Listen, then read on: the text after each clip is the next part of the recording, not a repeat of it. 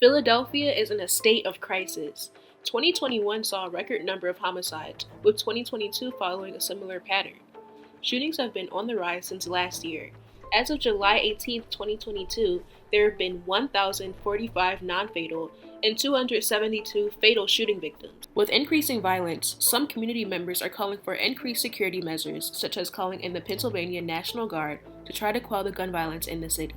POC, a partner with WHYY's News and Information Community Exchange, spoke with Philadelphians to hear their thoughts about bringing in the National Guard to prevent gun violence.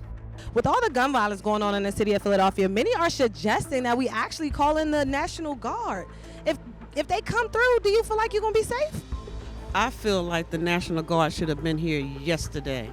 I think that it would be a great idea to have the National Guards come in and help the city so that they can get back to normalcy, if that's what they call it. The 4th of July, which was a beautiful show, which was spoiled.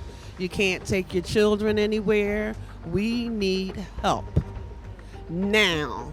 This needs to be handled by a local jurisdiction, if possible. The National Guard is trained in a whole different way to secure a town, and I do not want that right now. They might lead to something more. Bringing in the National Guard around gun violence can create more disparities for communities of color than the support and assistance that people believe that it may bring in. The role of the National Guard is not to protect and serve in the same way that our police officers are, or even state troopers could be.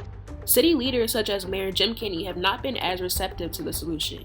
Pennsylvania Guard is not approved to patrol or make arrests. We use them in the time of civil unrest in order to guard property.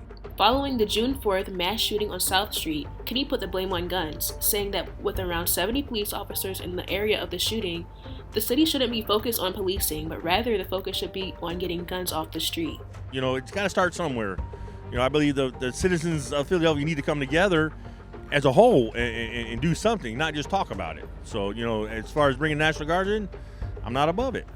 National Guard is usually called in to assist with state-level emergencies such as natural disasters, but also during times of civil unrest such as the summer of 2020.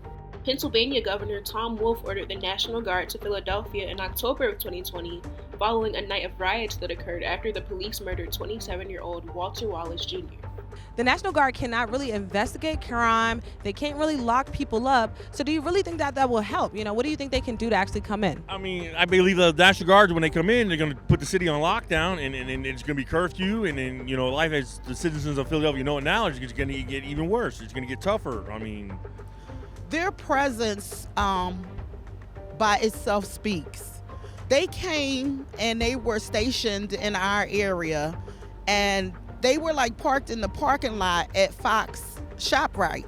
And just them being there brought a different atmosphere of, we're not coming here with the foolishness. So citizens, we need to step up and take care of each other, regardless of age, regardless of anything like that. We got to be there for each other, and at this time, more than anything. Many residents believe that their presence will make an immense difference in the city's gun violence crisis. Their appearance will stop a lot of things. Just knowing that somebody is there with authority a lot of times makes a person think twice. So yes, we need them. Other preventative measures that the city has employed are a new curfew where teens ages 14 to 17 must be home by 10 p.m. and kids 13 and younger must be home by 9:30. And a new 24/7 gun violence prevention hotline, which residents can call to talk to responders who have received 80 hours of training in trauma-informed care, cultural competency, and mental health first aid. You heard it. The people have spoken. I want to hear what you think. Hit us up, WHYY News, or drop your comments below. I'm Zora Ball for WHYY.